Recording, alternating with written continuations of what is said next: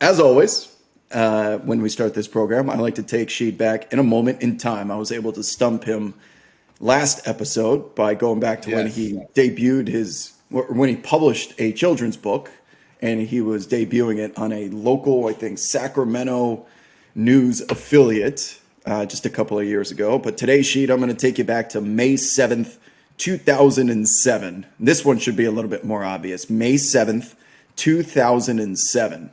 What were you doing on this day? It was for sure playoffs. Mm-hmm. What was it? They had to second round. Semis. Yep. Who'd you play in the second round that year? Was it shit? I can't even remember. All I remember is always battling against Indiana.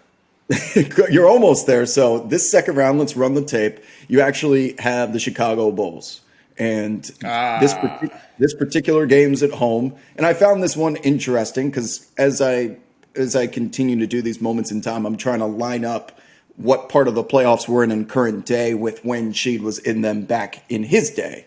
So 2007, one of those low-scoring games here. But what I find most interesting, Sheed, is you're going up against Ben Wallace is on the other side. There's Ben Wallace right there. Some old familiar friends I'm hoping that I think it might be the first time that you've seen him, at least in the playoffs, not wearing a Pistons uniform. And I know how tight you guys were while playing together. But now that he's on the other side, what does the game plan look like for this? Oh man, the night before was the best. The night before the game was the best. You know, when they came into town and Ben came over, all the fellas, it was like getting the band back together again, man, and just going over some good times. Even though he was just with us a few months earlier, but still, it was like, we had missed him because we usually hang out. Well, I'm talking in present tense. I should talk in past tense. We hung out during the summers because we all lived up in the area. No one went back to their respective state during the summer. We all hung out, the families intermingled and everything like that. So, but it was just, I know my man had to do what he had to do.